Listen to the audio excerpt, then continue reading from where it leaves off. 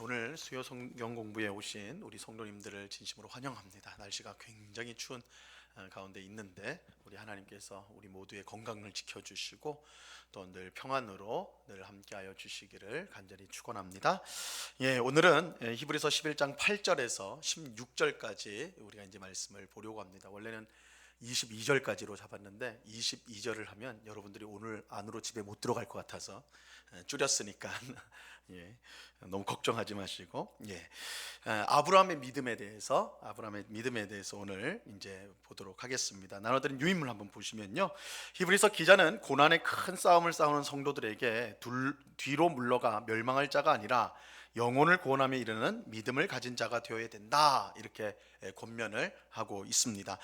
우리가 10장 19절부터 10장 마지막까지 에서 이제 이 대제사장이신 예수님께서 우리의 모든 죄를 십자가 죽음, 그 십자가 죽음이 예수님이 드리신 속죄 제사, 영원한 효력을 가진 속죄 제사라고 말씀드렸죠. 그래서 그 속죄 제사로 죄 사함을 받은 우리는 이제는 그 예수님을 힘입어서 항상 하나님 앞으로 나아가고 또 하나님이 주시는 소망, 약속을 붙들며 살아가야 된다. 그래서 뒤로 물러가면 안 되고, 뒤로 물러간다는 것은 믿음을 버리는 거예요. 의심하고. 그래서 뒤로 물러가는 자가 되지 말고 믿는 자가 되어야 된다, 이렇게 이제 권면을 하였거든요.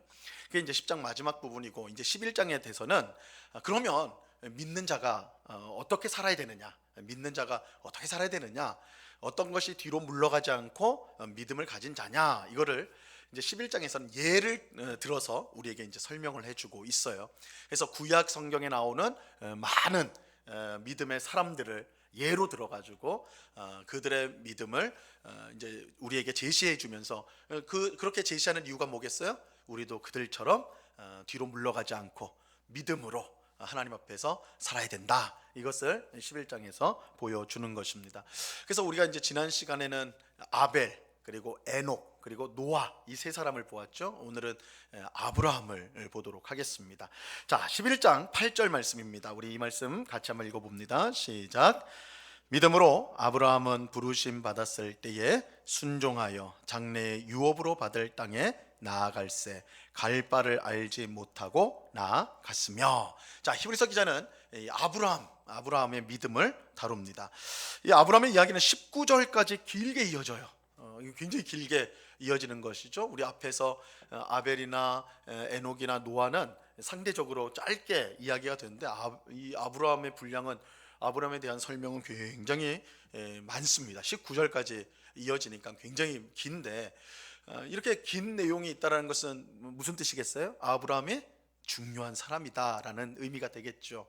물론 성경에 나오는 인물들이 다 중요하겠지만 이렇게 분량을 많이 다루는 걸로 봐서는 아브라함이 참 중요한 인물이구나. 실제로 이 성경에서 아브라함은 굉장히 중요한 이 뭐라고 할까요? 이제 사람이라고 말할 수가 있습니다. 먼저는 하나님께서 이제 이 세상의 구원 역사를 이루시는 데 있어서 그것을 시작하는 사람으로서 부른 사람이 아브라함이에요. 하나님께서 아담과 하와를 창조하셨는데 그들이 타락하죠. 그리고 이제 그들이 낳은 두 아들 가인과 아벨이, 이제 가인이 아벨을 죽임으로써 살인이 일어나고 계속해서 죄가 커지게 됩니다. 그래서 노아 때에 이르게 되면 어떻게 돼요? 하나님께서 세상을 보면서 한탄을 하셨죠. 내가 사람을 괜히 창조했구나, 이렇게 후회하셨다. 물론 하나님은 후회하는 분은 아니지만 후회하셨다, 성경에서 그렇게 말할 정도로 인간의 죄악이, 어렸을 때부터 인간의 죄악이 뭐 죄악 덩어리인 거예요. 그래서 하나님은 그런 사람을, 또한 세상을 물로 심판을 하시죠. 대신 노아와 그의 가족 8인은 그리고 짐승들 한 쌍씩 짐승들을 살려서 어떻게 하는 거예요? 다시 시작하는 거예요. 다시. 그러니까 어떻게 보면 제2의 창조라고 할 수가 있는 거죠. 이제 실제로 만들었다는 의미는 아니지만 이제 다 멸망시키고 새로 시작을 했으니까 새로 시작하자, 이렇게 됐는데 그 새로 시작한 결과가 좋았느냐? 그렇지 않아요. 이제 이미 노아 때부터 그 징조가 나타나죠. 노아가 포도주를 마셔가지고 취해가지고 벌거벗고 이제 좀 추태를 부리는 거예요. 그러니까 하나님이 이렇게 하나님 앞에서 은혜를 받고 당대의 의로운 자였던 노아조차도 술에 취해가지고 그냥 벌러덩 누워버렸고, 그 아들 함은 어떻게 해요? 그 모습을 보고는 우리 아버지가 이렇다고 막 그렇게 하죠. 그러니까 이제 그 하나님의 저주를 받게 되는 겁니다. 그렇게 해서 그래서 이제 그 노아로부터 다시 시작되어진 인류가 다시 이제 늘어나기 시작하는데, 그 죄성이라는 것이 다시 시작되었음에도 불구하고 사라지지 않는, 그래서 이게 이제 가장 극명하게 보여진 사건이 바벨탑 사건이죠. 11장에 창세기 11장에 나오는 바벨탑 사건입니다. 바벨탑 사건은 이제 그 사람들이 그 당시까지는 말이 하나였어요. 여러분, 말이 하나면 얼마나 좋을까요, 그죠? 우리가 어디를 여행해도 말이 다 통할 텐데, 외국에 가도 그죠? 겁날 게 없을 텐데, 근데 이제 그때는 말이 하나여서 다 그냥 모여서 했는데, 사람들이 모여가지고 탑을 쌓기 시작했어요. 근데 탑의 목표가 어디냐면 하늘까지 닿게 하자. 그 무슨 뜻이에요? 하늘까지 닿게 하자는 게 하나님과 교류자, 이 말인 거예요. 그래서 아담과 하와가 선악과를 먹은 게 하나님 같이 되려고 했던 거거든요. 이 홍수 사건으로 대심판을 받은 인류지만 그 죄성이 사라지지 않았어요. 그래서 우리가 하나님하고 한번 해보자, 그래서 지으려고 했던 것이 바벨탑이란 말이에요. 하나님께서 그것을 보시고 내려오셔서 그들의 언어를 이제 나누시죠. 이 바벨이 나눴다. 그래서 이 언어가 그때 이제 나눠지게 됩니다. 서로 이제 말이 안 통하게 되니까 어떻게 돼요? 흩어지게 되는 거예요. 흩어지게 되는 거예요. 사실 이거는 하나님의 심판이면서 동시에 하나님의 은혜죠. 왜 그래요? 만약에 그렇게 흩어지지 않고 계속해서 반항하도록 했으면 어떻게 됩니까? 또 심판당할 수밖에 없겠죠. 물론 하나님께서 이 노아에게 물로 홍수 심판을 한 다음에 언약을 맺으면서 내가 다시는 물로 심판하지 않겠다 말씀은 하시긴 했거든요. 그럼에도 불구하고 하나님 앞에 대항하는 자들은 당연히 심판을 받을 수밖에 없을 거예요. 그래서 하나님께서 그들의 언어를 흩어가지고 이제 이제 민족들이 흩어지게 된 것이죠. 그 다음 얘기가 바로 아브라함 얘기예요. 하나님께서 아브라함이라는 사람을 하나 불러가지고 그 사람을 통해 이 땅에서 하나님의 구원 역사를 시작하신다. 이래서 그런 의미에서 아브라함이 가지고 있는 이 중요성은 굉장히 크다.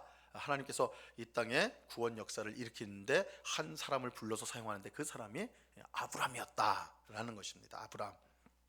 자, 그리고 두 번째는 이제 하나님이 선택한 백성인 이스라엘의 조상이 아브라함이에요. 그죠? 그래서 그럼 이제 이스라엘의 조상이 아브라함이라는 점에서도 굉장히 중요하고, 마태복음 1장에 보면 예수님의 족보를 쫙 1장 1절부터 17절까지 예수님의 족보가 쫙 나오는데, 거기서 두드러지는 두 명의 인물이 나와요. 예수님의 족보에서 두 명의 두드러진 인물 누구예요? 아브라함과 다윗이죠. 아브라함과 다윗이에요. 그래서 아브라함과 다윗의 후손 자손 예수 그리스도라고 이렇게 나오거든요. 그러니까 이 아브라함이라는 인물이 얼마나 귀중한가, 메시아 족보에 있어서도 얼마나 중요성을 갖고 있는가 우리가 알 수가 있는 것입니다. 그래서 이 아브라함이 굉장히 중요한 인물이라서 이렇게 길게 말할 수밖에 없겠다, 이렇게 생각을 할 수 있고요. 그런데 히브리서 기자가 특별히 이제 여기서 아브라함을 주목하는 이유는 그의 믿음 때문입니다. 믿음에 주목을 하고 있습니다. 아브라함의 삶은 믿음 없이는 설명이 되지가 않습니다. 자, 그래서 이제 여러 아브라함의 삶의 국면들이 있는데, 아브라함이 믿음으로 어떻게 했는가, 그것을 이제 여러 부분을 설명을 해줘요. 오늘 방금 읽은 8절 말씀은 아브라함이 믿음으로 자신의 본토 친척 고향집을 떠나서 가나안 땅으로 온 것, 이것을 말해주고 있습니다.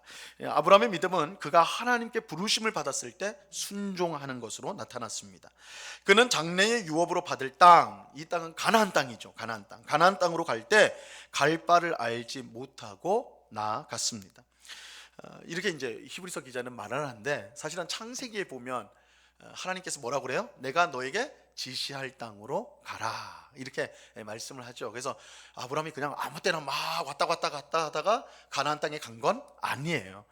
이제 하나님께서 분명히 가나안 땅을 지시해서 간 것입니다. 하지만 원래 이 갈대아 우르는 옛날 바벨론 땅에 있는 거거든요. 그래서 이제 유프라테스, 티그리스 강, 이렇게 말하면 잘 모르시죠?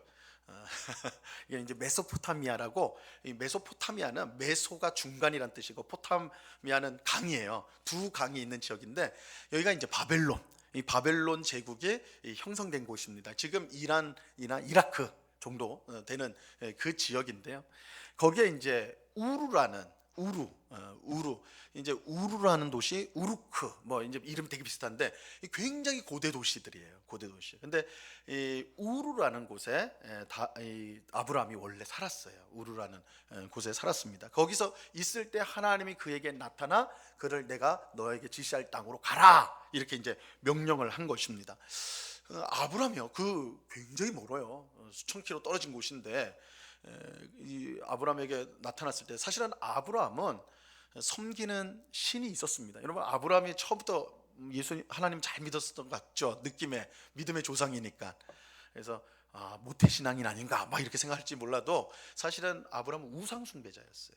왜냐하면 이 갈대아 우루 지역은 뭘로 유명하냐면 달신으로 유명해. 달을 숭배하는.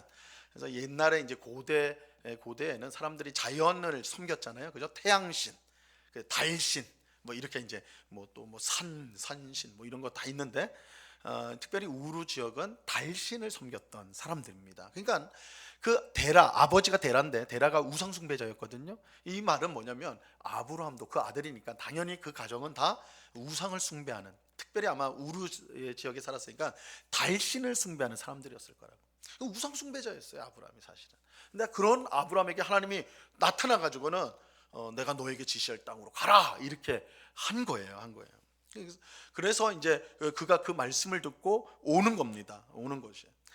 그럴 때 뭐 1000km 이상 떨어진 먼 곳을 여행을 해야 되는 것이기 때문에 굉장히 낯설죠. 우리가 지금은 뭐 비행기 타고 몇천 킬로 떨어진 나라에도 막 가고 해도 사실 그렇게 가도 낯선 곳에 가면 두렵기 마련인데 그 당시에는 걸어서 기껏해야 낙타 타고 가는 건데 자기가 한 번도 경험해 보지 못한 한 번도 가보지 못한 그런 땅으로 하나님이 가라 해서 갈 때는 이건 보통 일은 아닌 것이죠. 그래서 히브리서 기자는 그것을 보면서 나아갈 바를 알지 못하고 나아갔다 이렇게 설명을 하고 있는 것입니다. 아브라함은 절대 쉽지 않은 결단을 한 것이죠. 그냥 하나님 나타나서 가라 했으니까 뭐 우리라도 하나님 나타나서 가라는데 안 가겠는가? 그런데 그렇게 생각하기에는 너무 완전히 인생 경로 자체가 확 바뀌어버리는 거예요. 자기가 사는 것도 바뀌고 모든 게 다 바뀌어버리는 거예요. 그러니까 이것이 쉽지 않은데 히브리서 기자는 그것을 아브라함의 믿음이다라고 이렇게 말하고 있는 것입니다. 그래서 아브라함이 부르심을 받았을 때 믿음으로 갈 바를 알지 못하고 가나안 땅까지 온 것, 그것은 믿음이다. 아브라함의 믿음이다. 이렇게 히브리서는 말하고 있습니다. 자, 그런데 여기서 이제 우리가 좀 하나 짚고 가야 되는 건데, 자, 우리는 여기서 두 번째 단락이에요. 여기서 아브라함의 믿음을 조금 더 깊이 생각해 보아야 합니다. 아브라함은 믿음의 사람이죠. 분명 믿음의 사람이죠. 그죠? 하나님이 가라 그러니까 갔으니까. 하지만 이 믿음은 아브라함이 만들어낸 믿음은 아니에요. 아브라함이 정말 신앙심이 깊어가지고 그 믿음이 아니에요. 아브라함은 원래 어떤 사람이라고 그랬어요? 우상숭배자예요. 여러분 이거 잊으시면 안 돼요. 아브라함은 우상숭배자였어요. 우상숭배자는 하나님이 가장 미워하는 사람이에요. 그죠? 그러니까 아브라함에게 처음부터 아브라함은 믿음의 사람, 믿음이 좋은 사람이었다 생각하는 것은 전혀 다른 얘기예요. 그렇지 않아요. 그는 오히려 믿음이 없었던, 오히려 우상을 숭배하였던 그런 아브라함이었습니다. 그래서 아브라함이 믿음으로 이런 일을 했다고 했을 때 그 믿음은 아브라함에서 나온 게 아니라 누구에게서 나왔겠어요? 하나님에게서 나온 거예요. 하나님께서 아브라함에게 믿음을 만들으신 거예요. 아브라함에. 자, 이것은 아브라함이 가나안 땅에 이르는 과정을 통해 확인할 수가 있습니다. 여러분 우리는 이제 이 말씀만 딱 보면 하나님께서 갈대아 우르에 있던 아브라함에게 나타나서 너 내가 지시할 땅으로 가 했을 때 아브라함이 알겠습니다 하나님 하고 바로 가나안 땅에 온 것처럼 생각하기가 쉬운데 그렇지 않아요. 아브라함이 갈대아 우르에서 하나님이 나타나셔서 가라 했을 때 가긴 합니다. 하나님이 나타났으니까 안 갈 수는 없죠. 가는데 어디까지 가냐면 하란이라는 도시로 가요. 하란. 이 하란은 경계 도시입니다. 쉽게 말해서. 그러니까 바벨론의 경계 도시예요. 아브라함이 하란에서 멈춘 이유는 뭐가 있냐면 이거 넘어가면 진짜 새로운 땅인 거예요. 넘어가면 미지의 땅이에요. 그러니까 가라고 했으니까 순종해서 오긴 했는데 어디까지 와요? 하란까지. 하나님 더 이상은 내가 좀 어렵습니다. 버티는 거예요. 하란에서. 거기서 좀 있어요. 거기서 이제 아버지 데라가 죽습니다. 아버지, 그러니까 시간이 좀 있어요. 거기서 하란으로 이동한 다음에 좀 버티는 거예요. 쉽게 말해서. 그럴 때에 하나님께서 하란에 한 번 더 나타나세요. 한 번 더 나타나셔서 너 가라 그래. 하나님 두 번 나타나셨어요. 그래서 아브라함에게 가라 해서 어떻게 보면 어느 면에서는 떠밀려 가는 거예요. 야, 이거 안 가면 안 갈 수가 없구나, 이렇게 돼 버리는 거예요. 그래서 가나안 땅까지 오게 됩니다. 이렇게 보면 아브라함이 분명히 갈대아 우르, 자기 고향인 갈대아 우르를 떠나서 가나안까지 왔지만 사실은 아브라함이 완전히 순종해서 믿음이 충만해서 간 게 아니라 어떻게 된 거예요? 하나님이 떠밀었다고 볼 수가 있는 것이죠. 그래서 사도행전 7장 4절에 보면요, 이렇게 말씀하고 있어요. 제일 밑에 이제 보세요. 굵은 글씨로 하나님께서 그를 거기는 하란이에요. 거기서 너희 지금 사는 이 땅으로, 가나안이죠. 가나안으로 옮기셨느니라. 누가 옮겼어요? 하나님이 옮기신 거예요. 이제 히브리서 기자는 아브라함의 믿음의 초점을 탁 맞추고 있지만 실제로 보면 아브라함은 떠밀려서 온 거야. 하나님이 끌고 온 거예요. 이 사실은 아브라함의 이야기를 우리가 이제 그 창세기 12장, 원래 11장 마지막부터 이제 한 22장까지 이제 이어지는데, 그러니까 아브라함 이야기가 굉장히 길어요. 긴데 그 이야기를 여러분들이 한번 곰곰이 한번 보시면, 살펴보시면 발견되는 게 있어요. 아브라함은 믿음이 좋은 사람이 아닙니다. 절대로. 믿음의 조상이라고 우리가 늘 생각을 하니까 믿음이 처음부터 좋았다고 생각을 하지만 사실 그렇지 않아요. 이 가나안 땅에 올 때도 하나님께서 끌고 온 거죠, 그죠? 계속 두 번 나타나가지고 계속 해가지고 데리고 온 거거든요. 하나님이 옮기신 거예요. 왔는데 가나안 땅에 딱 오니까 어때요? 하나님이 지시해서 왔으니까 잘 돼야 돼요, 안 돼야 돼요? 잘 돼야 되겠죠, 그죠? 하나님이 두 번이나 해서 떠밀려 온 거 아니에요? 하나님 끌고 온 거 아니에요? 그럼 반드시 잘 돼야죠, 그죠? 난 가고 싶은 마음도 없고 나는 그것도 아닌데 하나님이 오라고 했으니까 하나님 당연히 잘 대해줘야 되는 거 아닙니까, 그죠? 이거 내가 오고자 해서 왔습니까? 하나님이 가라고 해서 온 거 아닙니까? 하나님 잘해 주셔야죠. 이거 당연히 그런 마음 들 거 아니에요, 그죠? 그런데 아브라함이 가나안 땅에 와서 처음에 만난 게 뭐예요? 그 가뭄이었어요. 비가 안 오는 거였어요.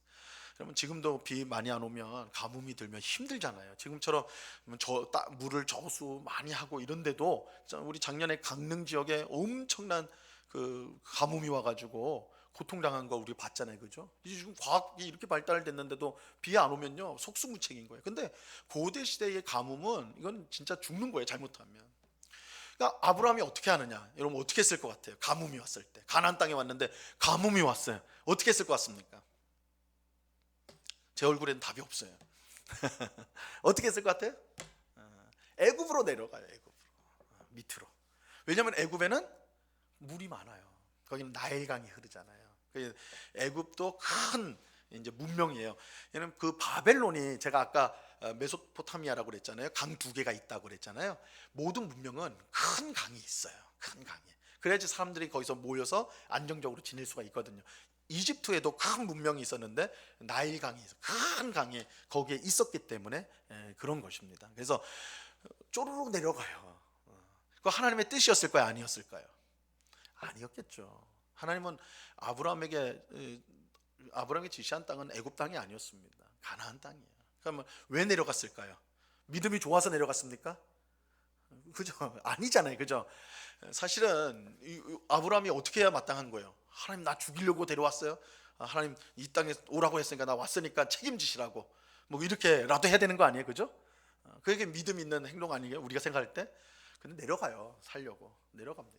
그러니까 아브라함의 믿음이 있진 않아요. 내려가서 또 아브라함이 부인이 너무너무 예뻐요. 사라가 굉장히 예뻐요. 굉장히 너무 예쁜데, 근데 그것도 참 신비로운 일이에요. 아브라함이 75세 때 가나안 땅에 왔는데 10살 차이거든요. 65세예요, 사라가. 65세면 나이가, 그죠?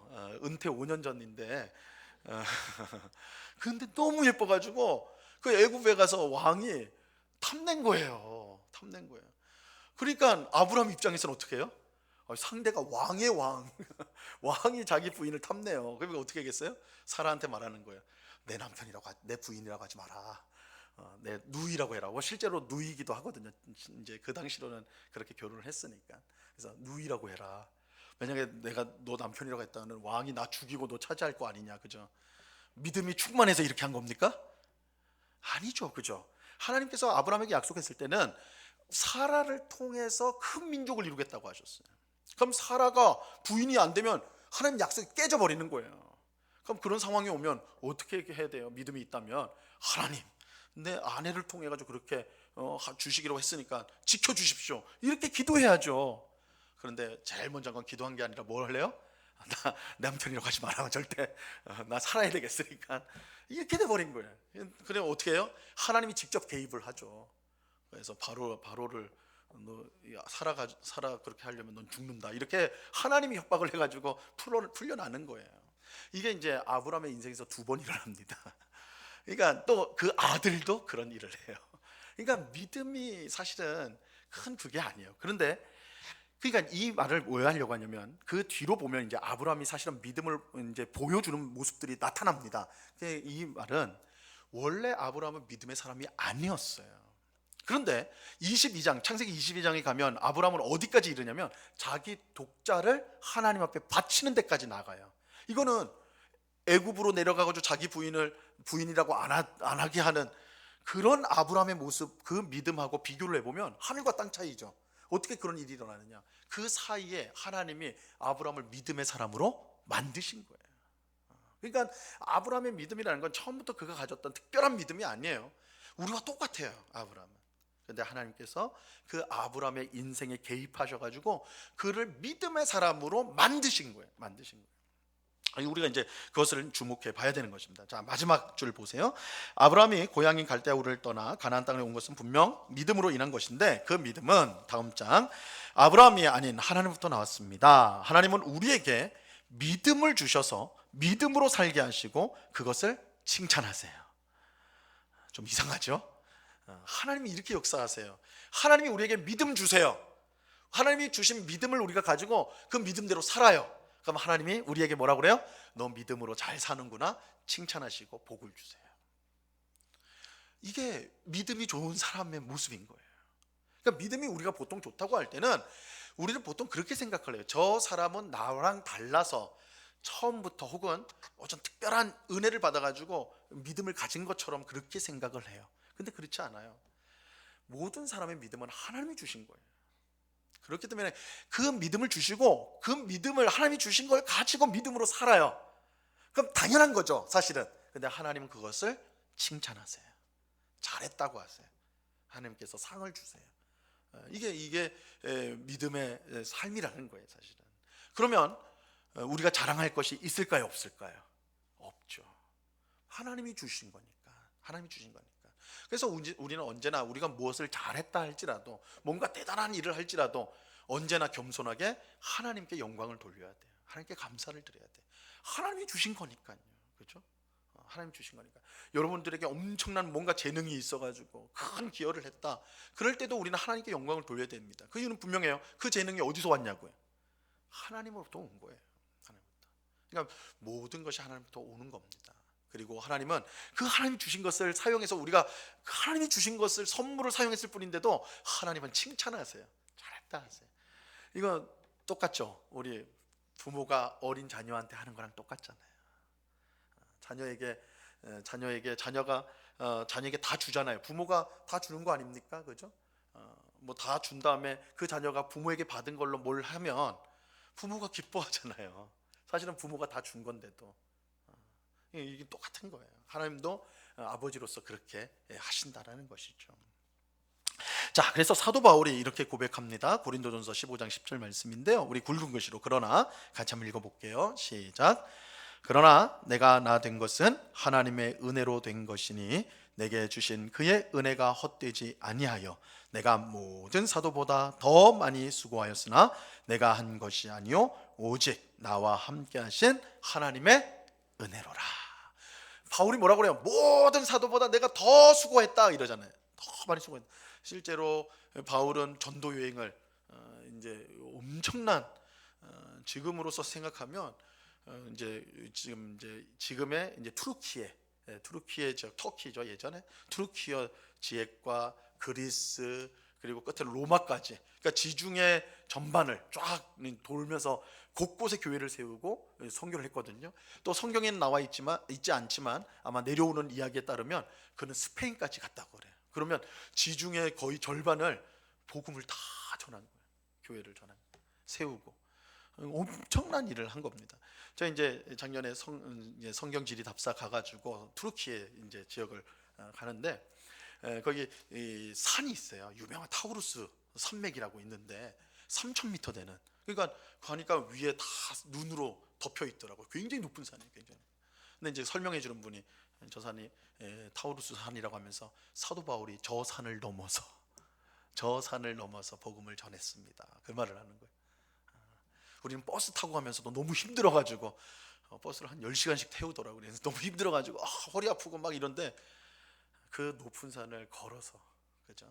걸어서 복음을 전하는 자의 발길이 아름다우며 찬송하면서 넘어간, 그러니까 엄청난 수고를 한 것이죠. 인간으로 감당할 수 없는. 그런데 그런 사도 바울이 뭐라고 그래요? 내가 그렇게 많이 수고했는데 다 뭐라고요? 하나님의 은혜다. 내 것으로 막 얘기한 게 아니다. 하나님이 다 주셔서 한 거다. 나한테는 자랑할 게 없고 오직 하나님의 은혜만을 내가 자랑한다. 이렇게 고백하는 것입니다. 자, 우리의 믿음의 뿌리는 하나님입니다. 그러므로 믿음의 사람들을 우리는 영웅시해서는 안 돼요. 그래서 성경의 인물들도 사실은 정확하게 말하면 영웅이 없어요. 여러분 성경 읽으면서 되게 이상한 생각 안 해보셨어요? 성경에 정말 위대한 인물들 있잖아요. 지금 나오는 아브라함도 그렇죠. 그죠? 아브라함, 또 모세, 다윗, 정말 기라성 같은 위대한 사람 아닙니까? 근데 성경은요, 이 세 사람 분명하게 이 세 사람 다 약점을 다 기록해 놓고 있어요. 그죠? 아브라함은 제가 아까 말했잖아요. 아내한테 자기 목숨 구하려고 아내한 누이라고 속이고 막, 그죠? 이상한 짓 많이 한 거죠. 모세도 가나안 땅 못 들어갔죠. 왜 그래요? 백성들 앞에서 거룩함을 드러내지 못했어요. 하나님 말씀 불순종하는. 그게 성경에 다 기록돼 있거든요. 성경에 다 기록돼 있어요. 다윗은 뭐 말할 것도 없죠. 자기의 충신의 부인을 취하여서, 그죠? 그리고 살인하는, 간음죄와 살인죄를 저지른 게 다윗이에요. 얼마나 부끄럽습니까, 그죠? 근데 성경에 다 기록돼 있어요. 그거 좀 이상하지 않아요? 여러분 세상의 왕이라면 세상의 왕은 자기의 치부를 지우려고 할 거예요. 기록하지 못하도록 할 거란 말이에요. 그죠? 또 성경이 만약에 이런 사람들을 영웅시하려면 지우는 게 맞죠. 그런 내용 없어야 맞죠. 그죠? 그런데 다 기록을 해요. 정말 다윗은 하나님의 마음에 합한 사람이라는 평가를 받아요. 사도행전에 보니까 그 정도로 하나님이 귀하게 여겼던 사람이 다윗이에요. 그런데도 불구하고 다윗이 범한 죄, 아주 끔찍한 죄를 그대로 적고 있어요. 왜 그럴까요? 성경은 사람을 영웅시하지 않아요. 영웅으로 추앙하지 않도록 하는 거예요. 그래서 우리가 이 11장에 지금 믿음의 사람들을 보면서 이야, 이 사람들은 나와 다른 사람이구나. 이 사람들은 정말 내가 따라할 수도 없을 만큼 위대한 사람들이구나. 그렇게 생각하면 안 된다는 거예요.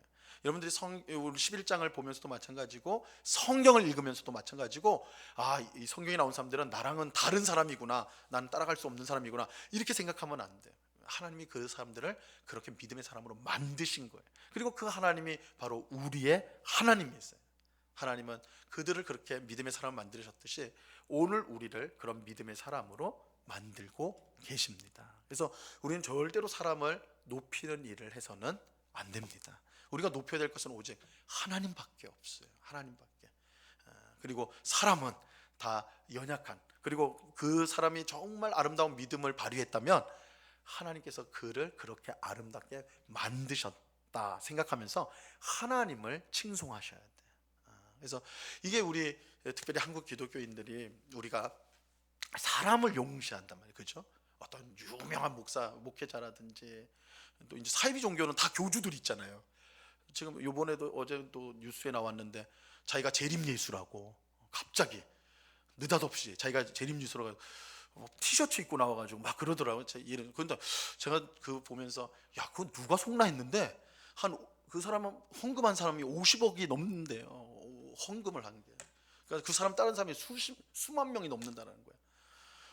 근데 말도 엉터리로 완전히 자기 멋대로 하고 그런데도 그 따라가는 거예요. 그 사람 이제 얼마 남지 않았다. 마지막 때가 얼마 남지 않았다니까 겁이 났는지 하여튼 그 사람 추종해가지고, 그러니까 그 사람은 막 자기 따르는 사람한테 보험도 들지 말고 그거 다 헌금하고 막 그랬대요. 근데 그 사람은 막 90평짜리 아파트 살고 외제차 3대 있고 또 자기는 보험, 종신보험을 다 들어놨대. 기자가 그걸 또 다 찾아가지고. 그러니까 자기는 성도들은 자기 다른 사람한테는 하지 말라고 한 거를 자기는 다 하고 있어요. 집 사고 뭐 하고 마지막 때가 왔으니까 이제 집 살 필요 없다 뭐 이러면서 이래놓고 자기는 뒤에서는 다 하고 있는 거예요. 자기 3명 자녀가 있는데 국제학교 다 다니게 하고. 그러니까 근데 왜 이런 일이 일어나냐? 사람을 용시해서 그런 거예요. 사람을 용시해서. 그러면 하나님이 찬송을 받으셔야지, 하나님이 높임을 받으셔야지. 사람은 용시하면 안 돼요. 사람은, 여러분, 다윗보다 위대한 인물이 어디 있습니까? 근데 다윗도 그렇게 악한 죄가 성경에 기록되어 있다니까요. 그러니까 하나님께서 이 성경을 기록하실 때 그거를 말하는 거예요. 사람을 바라보면 안 된다는 걸 말씀하시는 거죠. 우리가 꼭 기억해야 돼요. 그래서 우리의 믿음은, 사람의 믿으면 그 사람의 위대함이나 어떤 자질이나 상관없어요. 그게 아니에요. 하나님이 그렇게 만드시는 거예요. 하나님이 다윗을 하나님의 믿음의 사람으로 만드신 거예요. 그렇다면 오늘 우리도 마찬가지로 하나님은 우리를 믿음의 사람으로 만드세요. 그래서 우리가 그것을 사모하고 우리도 그런 믿음의 사람이 되게 해달라고, 오늘 우리 이야기를 보면서, 아브라함 이야기를 보면서, 이야, 아브라함은 이렇게 대단했구나, 이렇게 끝나면 안 된다고요. 아브라함을 그렇게 만드신, 믿음의 사람을 만드신 하나님, 나를 믿음의 사람으로 만들어 주옵소서, 이런 소원을 가져야 한다는 것이죠. 그래서 우리가 이제 이 아브라함의 믿음을 계속 살펴보는데, 아브라함을 용시해서는 안 된다. 하나님이 그를 믿음의 사람을 만드셨다. 이걸 꼭 기억하셔야 됩니다. 자, 그러면 그 다음으로 가겠습니다. 우리 11장 9절과 12절을, 우리 두 절을 같이 한번 보도록 하겠습니다. 같이 읽어볼게요. 믿음으로, 시작. 믿음으로 그가 이방의 땅에 있는 것 같이 약속의 땅에 거류하여 동일한 약속을 유업으로 함께 받은 이삭 및 야곱과 더불어 장막에 거하였으니, 이는 그가 하나님이 계획하시고 지으실 터가 있는 성을 바랐음이라. 자, 아브라함의 믿음은 처음에 부르심을 받았을 때 갈 바를 알지 못하고 온 것에서 나타났다면, 여기서는 아브라함의 믿음은 약속의 땅인 가나안 땅에 들어와서도 마치 이방 땅에 있는 것처럼 그의 후손인 이삭과 야곱과 함께 장막에 거하였던 사실에서 확인할 수가 있어요. 아브라함의 믿음, 가나안 땅에 왔음에도 불구하고 마치 이방 땅에 있는 것처럼 장막에 거하였다, 그 사실입니다. 자, 아브라함은 하나님이 약속하신 땅인 가나안에 들어왔는데도 왜 이방 땅에 있는 것처럼 장막에서 살았을까요? 이 장막에서 살았다는 것은 자기 땅이라면 딱 그 자리에 정착해가지고 거기 이제 자기 땅을 소유로 해가지고 살아야 되는데, 여러분 성경을 보시면 아브라함은 계속해서 이동을 합니다. 물론 그가 유목민이었기 때문에 그런 부분이 분명히 있죠. 그러나 그럼에도 불구하고 이 약속의 땅에 들어왔고 하나님이 주실 땅인데, 그죠? 그런데 계속 마치 이방 땅에 있는 것처럼 계속 돌아다녀요. 계속 이제 돌아다닌다고요? 왜 그랬을까? 자, 그 이유는 하나님이 계획하시고 지으실 터가 있는 성을 계속해서 기대하고 있었기 때문입니다. 자, 이 성이 뭐냐? 새 예루살렘 성이라고 할 수가 있습니다. 아브라함은 하나님이 약속하신 궁극적인 땅이 가나안이 아니라는 것을 알았어요. 믿음으로 알고 있었습니다. 가나안 땅은 하나님이 만드신 새 예루살렘을 예표하는, 그러니까 미리 보여주는 그런 그림자일 뿐이에요. 그렇게 아브라함은 가나안 땅에 있을 때 이방의 땅에 있는 것처럼 장막에 그렇게 거하였던 것입니다. 아브라함은 믿음으로 하나님께서 약속하신 것의 실제인 새 예루살렘을 계속해서 간절히 기다렸던 것입니다. 이게 아브라함의 믿음이었다. 그래서 그는 가나안 땅에 있을 때에도 우리가 궁극적으로 가야 될 곳은 이 땅이 아니라 하나님이 세우시는 새 예루살렘 성이다. 그거를 믿음으로 바라보면서 지냈다는 거예요. 자, 그 다음 절 보겠습니다. 우리 11절 같이 읽어봅니다. 시작. 믿음으로 사라 자신도 나이가 많아 단산하였으나 잉태할 수 있는 힘을 얻었으니, 이는 약속하신 이를 미쁘신 줄 알았습니다. 자, 이번은 아브라함의 믿음에 대해서, 이것은 이제 그의 부인 사라의 믿음과 함께 불가능한 상황에서 아이를 잉태한 것, 그것이 이제 아브라함의 믿음을 드러내는 것입니다. 자, 근데 이 구절은 사실은 논쟁이 굉장히 되는 구절입니다. 학자들 사이에요. 이 문장, 이 구절에, 이 절의 11절의 주어, 이 문장의 주어가 누구냐, 예를 두고 많이 이제 사실은 논쟁이 되고 있어요. 딱 보면 누굴 것 같아요? 주어가 11절에 주어가 누구예요? 주인공이 누구예요? 11절의 주인공은 사라, 그죠? 사라. 왜 이렇게 자신이 없으세요? 교회에서는 틀려도 절대 뭐라고 안 하니까 자신감을 가지시고, 딱 보면 사라죠, 그죠? 사라 자신도 나이가 많아 단산했으나, 이렇게 이제 된단 말이에요. 근데 이제 학자들이 이 말씀을 계속 하고 그 다음 절하고도 연결시켜 보면 이 구절의 주인공은 아브라함이라고 주장하는 학자들이 꽤 있습니다. 자, 그렇게 주장하는 이유가 있어요. 아브라함이 주어라고 주장하는 이유는 아브라함 이야기가 지금 진행되고 있단 말이에요, 그죠? 근데 갑자기 사라가 주인공으로 오는 거는 어색하잖아요, 그죠? 그래서 이제 사라가 주인공으로 들어온 건 아니다. 아브라함 이야기인데 사라가 주인공으로 들어온 게 아니라 이제 같이 아이를 낳는 일에 있어서는 당연히 부인과 함께 해야 되니까 그래서 잠시 들어온 거다. 주인공은 아니다. 이렇게 이제 말을 해요. 또 한 가지는 잉태할 수 있는 힘을 얻었다라고 말할 때 이 표현은 우리는 당연히 잉태하는 건 여자니까 사라겠지 하겠지만, 이 표현이 잉태할 수 있는 힘, 이제 생산력이죠, 그죠?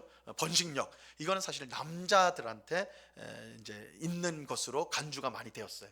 이제 그런 글들이, 그래서 잉태할 수 있는 힘이 남자에게 있는 것으로 표현이 많이 됐습니다, 그 당시에. 그래서 이것 때문에 아마 아브라함이 이 문장의 주어가 아니냐 이렇게 이제 하는데, 자, 하지만 보세요. 하지만 문장을 볼 때 사라를 주어로 보는 게 당연히 자연스럽습니다. 그냥 읽을 때 당연히 사라가 주어가 되는 것이죠. 자, 그렇다면 보세요. 11절은 사라가 주어로서 그의 믿음을 설명하면서 동시에 아브라함의 믿음도 함께 말하는 것이라 보는 것이 적당하겠다, 이렇게 생각할 수가 있습니다. 아브라함과 사라가 이삭을 낳을 때는 100세와 90세 였습니다. 생물학적으로 아이를 잉태할 수 있는 힘이 그들에게는 없었어요. 지금도 100세의 아이를 낳다 그러면 이거 뭐 해외 토픽감이겠죠, 그죠? 네. 이제 그들은 이제 자연적으로는 이렇게 아이를 낳을 가능성이 없었던 것이죠. 하지만 그들은 씨를 주시겠다고 약속하신 하나님을 믿었습니다. 하나님께서 말씀하신 것을 하나님은 말씀하신 것을 반드시 지키시는 미쁘신 분, 이 미쁘시다라는 건 믿음직하다라는 거예요. 요즘에 잘 쓰지 않는 단어인데 성경에는 미쁘다라는 표현이 많이 나오는데, 이건 믿음직하다는 뜻이에요. 믿음직한 분임을 그들은 믿었던 것입니다. 그들의 믿음대로 하나님은 그들에게 이제 아들을 주시죠. 이삭을 주십니다. 아브라함과 사라의 믿음은 불가능한 상황보다 하나님의 약속과 말씀을 더 믿고 의지한 것이죠. 그래서 그들은 아이를 도저히 가질 수 없는 상황이었지만 하나님이 약속하시고 말씀하셨으니까 주신다, 이것을 믿었다는 거예요. 이게 이제 아브라함과 사라의 믿음입니다. 자, 눈에 보이는 현실보다 눈에 보이지 않는 하나님의 약속과 말씀이 그들에겐 더 확실했던 것이죠. 그래서 이게 아브라함의 믿음, 사라의 믿음을 잘 보여주는 것입니다.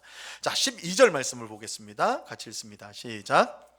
이러므로 죽은 자와 같은 한 사람으로 말미암아 하늘의 허다한 별과 또 해변의 무수한 모래와 같이 많은 후손이 생육하였느니라. 자, 여기서 봐요. 죽은 자와 같은 한 사람, 이 사람은 누굴 말해요? 아브라함이죠, 그죠? 아브라함이에요. 자, 아브라함으로 인해서 하늘의 허다한 별과 또 해변의 무수한 모래와 같이 많은 후손이 태어나게 되었습니다. 그러니까 아브라함은 100세 때 첫 아들을 낳았거든요.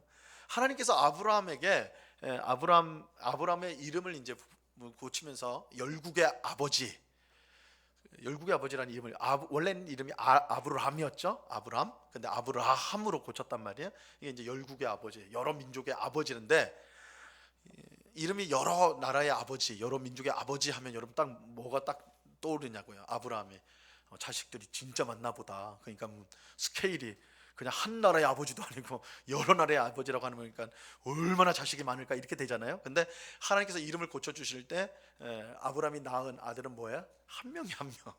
이삭 한 명입니다. 한 명. 물론 이제 이스마엘이 이제 여종을 통해서 낳은 아들이 있었고, 또 나중에 이제 사라가 죽은 후에 또 낳아지는 아들이 또 이제 자녀들이 또 있긴 합니다. 그러나 하나님께서 주시는 씨는 이삭 한 사람이었어요.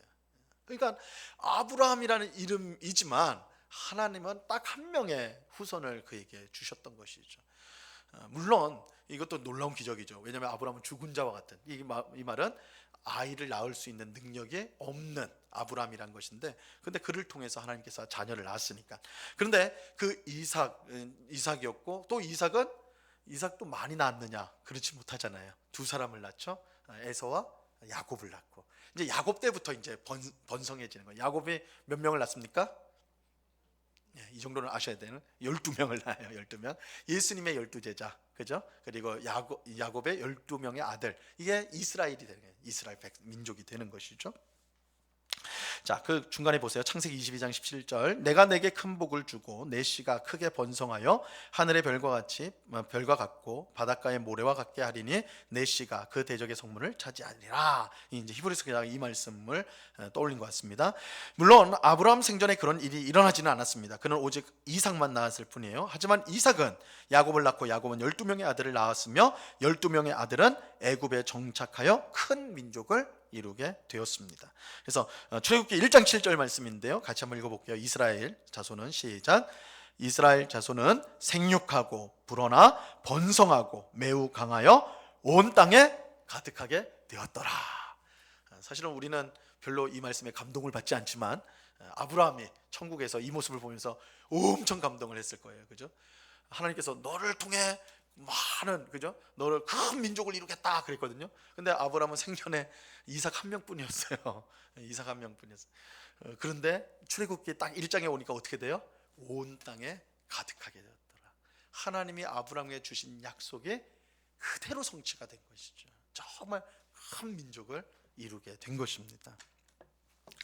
자, 하나님이 하신 약속대로 죽은 사와 같은 한 사람을 통해 큰 민족을 이룬 거예요. 하나님에게는 불가능한 일이 없습니다. 우리의 믿음은 할 수 있다는 자기 확신이 아니에요. 여러분, 우리가 믿음을 이렇게 착각을 해요. 그래서 맨날 교회 안에서도 할 수 있다, 할 수 있다, 뭐 이렇게 구호도 외치고 막 그러는데, 그건 기독교 믿음이 아니에요. 우리가 할 수 있는 거는 내가 할 수 있다고 믿고 막 세게 외치고 난 된다 된다 이렇게 세뇌시켜서 되는 게 아니에요. 우리가 할 수 있는 근거는 하나님이 전능하신 분이시기 때문에 그래요. 그래서 내게 능력 주시는 자 안에서 내가 모든 것을 할 수 있다, 그렇게 말하잖아요. 하나님이 하실 수 있는 거예요. 불가능한 일이 없는 하나님의 능력에 우리의 믿음이 근거합니다. 하나님은 없는 것을 있는 것으로 부르시는 이십니다. 우리의 믿음은 수치를 당하지 않고 죽은 자 같은 아브라함을 통해 큰 민족을 이룰 것처럼 하나님의 위대한 역사를 열매 맺게 되는 것입니다. 그래서 여러분, 우리의 믿음이 현실에서는 그것이 잘 드러나지 않을 것 같은 때가 있어요. 내가 하나님 이렇게 열심히 믿는데 내 사는 모습을 보면, 꼴을 보면 이게 하나도 안 맞는 것 같아요. 하나님 잘 믿었는데, 내가 하나님 열심히 했는데 하나님이 내 삶에 뭐 그렇게 역사하지 않는 것 같아요. 이건 믿음이 헛된 것인가? 내가 믿음대로 산다는 게 이렇게 아무것도 아닌 것인가? 사실은 그렇게 보면 아브라함이 딱 그렇게 했겠죠. 아브라함이야, 큰 민족을 주겠다 해서 가나안 땅에 왔는데 25년 만에 딱 한 명 아들 줬어요. 그의 평생에 한 명을 주셨어요. 이건 내 믿음이 헛된 것인가? 이거 안 되는 것인가? 그런데 이루어지잖아요. 그죠? 하나님께서 그 말씀을 이루어주세요. 그래서 우리의 믿음이란 게 절대 헛되지 않습니다. 그런데 우리는 항상 내 계획과 내 타이밍, 내 시간대에 이루어져야 된다고 생각을 해요. 그렇지 않습니다. 하나님의 때에, 하나님의 계획대로 되어지는 것입니다. 그때 우리의 믿음을 사용하세요. 그래서 우리는 믿음으로 산다는 것은 지금 드러난 현실이 그렇지 않다 하더라도 하나님은 약속하신 것, 말씀하신 것을 반드시 이루신다, 그것을 믿음으로 견디고 인내하면서 사는 겁니다. 아브라함이 그렇게 됐어요. 그럴 때 하나님께서 출애굽기에 딱 와서는 그 말씀 그대로 성취를 전혀 불가능할 게 보이는 그런 현실을 하나님께서 만들어 내시는 것입니다. 그래서 우리의 믿음이 절대 헛된 법이 없다. 우리가 꼭 기억해야 됩니다. 자, 13절입니다. 같이 읽습니다. 시작. 이 사람들은 다 믿음을 따라 죽었으며 약속을 받지 못하였을 때 그것들을 멀리서 보고 환영하며 또 땅에서는 외국인과 나그네임을 증언하였으니. 자, 아브라함을 비롯한 족장들은 모두 믿음을 따라 죽었습니다. 그들이 믿음을 따라 죽었다는 것은 약속된 것을 받지 못했지만, 이건 좀 오해가 있어요.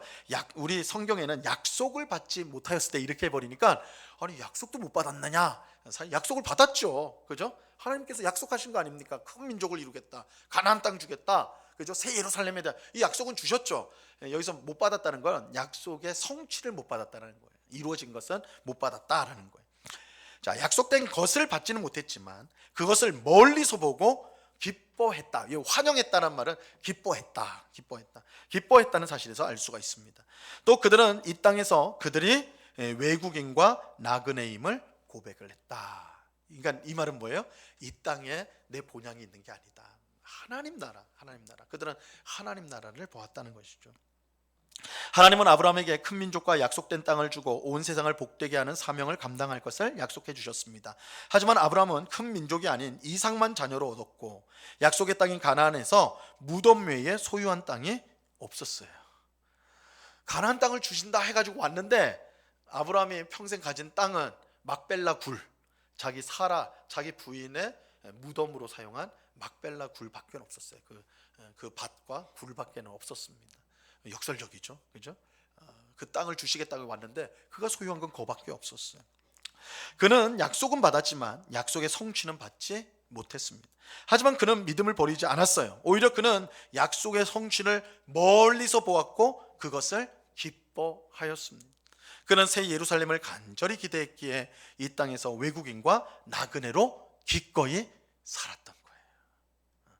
그러니까 우리가 이제 빠지기 쉬운 게, 믿음이 이 땅에서 무조건 열매 맺어야 된다라고 우리 때 내가 봐야 된다라고 생각하는데, 아브라함은 멀리서 있는 것을 보았다, 그렇게 말씀하는 거죠. 그리고 당장 하나님의 나라가 이루어지는 것들이 전혀 그런 기미가 없었지만 그는 그것을 믿음으로 이 땅에서 나그네와 외국인처럼 불편한 삶을 기꺼이 산 거예요. 그것을 그 믿음으로 소유할 줄을 알고 그렇게 살았다. 이게 아브라함의 믿음이다, 이렇게 말하는 것입니다. 자, 14절을 보겠습니다. 14절 같이 읽습니다. 시작. 그들이 이같이 말하는 것은 자기들이 본향 찾는 자임을 나타냅니다. 자, 아브라함과 족장들은 이 땅에서 외국인과 나그네로 살았는데요, 그 이유는 가나안 땅이 본향이 아니라 아직 오지 않은 하늘의 새 예루살렘이 본향이기 때문입니다. 하늘의 새 예루살렘을 본향으로 알고 찾는 사람은 이 땅에 안주하지 않습니다. 이 땅의 유혹과 쾌락에 넘어가지 않습니다. 이 땅에서 외국인과 나그네로 사는 것을 당연하게 여깁니다. 그들이 가야 할 진정한 본향이 있음을 알기 때문입니다. 그래서 우리가 만약에 이 땅이 우리의 본향이라고 생각하며 산다면 믿음으로 사는 건 굉장히 힘든 일일 겁니다. 그렇잖아요. 당장 우리가 믿음으로 산다고 여러분들이 돈 그냥 가만히 앉아서도 돈이 굴러오고 세상 사람들 친구가 붙고 그럽니까? 오히려 반대되는 경우가 많죠. 믿음으로 살았지만 여러 어려움들을 당하고 힘든 일 당하고 억울한 일도 당하고 그렇게 되는 거거든요. 그랬을 때 내가 믿음을 가졌을 때 이것이 성취되어야 된다고 생각을 한다면, 지금 즉시 성취된다고 생각한다면 실망할 수밖에 없을 것입니다. 근데 아브라함이나 족장들, 또 믿음의 사람들이, 성경에 나온 믿음의 사람들이 그 믿음을 포기하지 않고 끝까지 믿음을 견지하고 살았던 것은, 그들은 이 땅의 본향이 아닌 하나님 나라, 그것이 진짜 본향임을 알았기 때문에 이 땅에서 당하는 불편함과 어려움들을 기꺼이 받을 수가 있었던 거예요. 내가 가야 될 본향이 있다는 것을 알았기 때문에 이 땅에서 그들은 나그네나 외국인처럼 취급을 당해도 그것들을 개의치 않았다라는 것이죠. 자, 15절입니다. 15절 같이 읽습니다. 시작. 그들이 나온 바 본향을 생각하였더라면 돌아갈 기회가 있었으려니와. 자, 만약 아브라함이 하나님이 만드신 하늘의 새 예루살렘을 본향으로 생각하지 않고 갈대아 우르를 본향으로 생각했다면 그는 언제든지 돌아갈 기회가 있었습니다. 그는 절대 외국인과 나그네가 되어 스스로 불편한 삶을 살지 않았을 것입니다. 하나님과 족장들이 가나안 땅에 들어왔어도 외국인과 나그네처럼 장막을 치며 살았던 것은 그들이 가야 할 본향을 그들이 분명히 알고 있었기 때문이죠. 이것은 아브라함이 아들 이삭의 배우자를 얻기 위해서 그의 종을 고향으로 보낼 때 했던 말에서 우리가 확인할 수가 있는데요. 아브라함은 종에게 이삭의 배우자를 찾되 반드시 이 땅으로 데려오라고 그래요. 가나안 땅으로 데려오라고 그래요. 만약에 이삭을 자기네로 오라고 한다면 그거 하지 마라. 절대로 하지 마라. 그래서 이삭이 이 가나안 땅을 떠나지 못하도록 하는 것입니다. 그러니까 돌아갈 기회가 있었어요. 얼마든지 자기 고향으로, 익숙한 곳으로, 자기가 얼마든지 성공할 수 있는 곳으로 갈 수가 있었거든요. 근데 아브라함이 그러지 않았어요. 그 족장들이 그렇게 하지 않았어요. 왜 그래요? 거긴 진짜 본향이 아니에요. 그들의 본향은 하나님 나라, 새 예루살렘.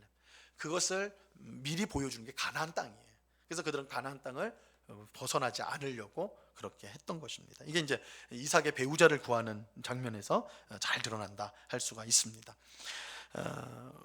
밑에서 세 번째 보면요, 우리 성도가 돌아가야 할 이 땅의 본향은 없습니다.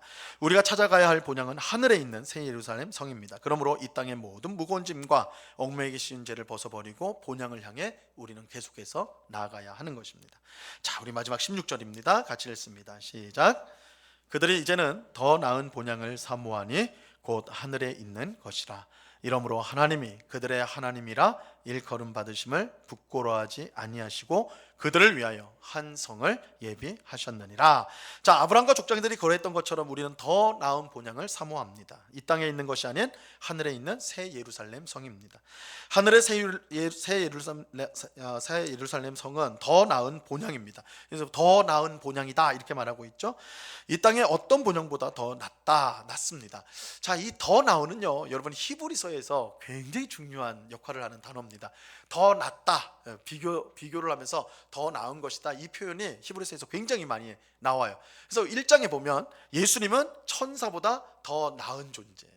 그리고 모세보다 더 위대한 존재예요. 또 멜기세덱은 예수님을 예표하는 인물이죠. 멜기세덱은 아브라함보다 더 높다 이렇게 하고, 예수님은 더 좋은 제물을 드리셨기에 더 좋은 소망, 더 좋은 언약을 가져다 주신다. 히브리서가 이렇게 말하고 있어요. 그래서 더 좋은, 더 위대한, 더 높은, 그래서 이렇게 비교하는 것들 히브리서에서는 굉장히 이제 이거는 예수님을 통해 이루신 구원 역사가 구약 시대에 비해서 훨씬 복되다라는 것을, 그것을 성취하는 것, 완성시킨다는 것을 가르쳐 주는 것입니다. 하나님은 더 좋은 본향을 사모하는 성도들에게 자기 하나님이라 불리는 것을 부끄러워하지 않으십니다. 하나님은 믿음으로 더 나은 본향을 사모하는 성도들을 자랑스러워 하시는 거예요. 부끄러워하지 않는다는 걸 자랑스러워 하신다는 거예요. 그래서 그들을 위해 하늘의 새 예루살렘 성을 준비하십니다. 하늘의 예루살렘 성은 오직 믿음으로 사는 성도를 위해 준비가 되는 것입니다. 여러분, 우리가 믿음으로 살면 하나님께서 우리에게 주실 하늘 새 예루살렘 성이 준비가 되는 거예요. 하나님이 그런 우리를 위해 준비하신다는 거예요. 비록 눈에 보이지 않지만 믿음으로 하늘의 예루살렘 성을 본향으로 알고 사모하는 성도는 참으로 복됩니다. 하나님께서 그들을 자랑스러워하셔서 그 성을 준비해 주시기 때문입니다. 그러므로 우리는 이 땅에서 본향을 찾지 말고 비록 나그네와 외국인처럼 불편하고 어려운 삶이라 하더라도 장차 주어질 하늘의 본향을 믿음으로 바라보며 살아야 합니다. 아브라함은 비록 약속된 것을 받지 못하고 죽었지만 믿음으로 바라보고 기뻐하였어요. 하나님은 그런 아브라함을 자랑스럽게 여기셨고 그를 위해 하늘의 예루살렘 성을 준비해 주셨습니다. 히브리서 기자는 오늘 우리가 아브라함처럼 믿음으로 살기를 바라십니다. 믿음만이 하나님을 기쁘시게 하고 그가 주시는 상을 받도록 하기 때문입니다. 그래서 오늘 아브라함의 이야기를 우리가 좀 여러 가지를 보았는데, 아브라함도 우리랑 똑같은 거예요. 사실은 그도 확실히 보여지는 것들을 붙잡은 게 아니에요. 멀리서 보고 기뻐하였다. 그리고 이 땅에서 나그네와 외국인처럼 살았다. 불편함을 감수했다. 우리가 오늘 믿음으로 사는 삶이 사실 아브라함과 크게 다르지 않죠. 근데 이것이 잘못된 것이 아니다, 이상한 것이 아니다. 이 믿음의 본질이라는 게 그런 거예요. 근데 분명한 것은 그런 믿음으로 사는 성도를 위해서 하나님은 새 예루살렘 성을, 하늘의 새 예루살렘 성을 준비하고 계시다는 거예요. 하나님은 또한 그런 성도를 자랑스러워 하십니다. 이 사실을 우리가 꼭 믿고 이 땅을 살아가는 동안 세상 사람들의 모습을 부러워하거나 그들을 쫓아가는 것이 아니라 아브라함처럼 믿음으로 하나님이 만드신 그 믿음을 가지고 정말 믿음으로 하나님을 따르는 그 말씀에 순종하는 우리 모두가 되어야 할 것입니다. 오늘 성경 공부에 오신 우리 모두 성도님들이 그 귀한 믿음으로 이 땅을 살아감으로 하나님을 기쁘시게 하는 우리가 되기를 주님의 이름으로 축원합니다.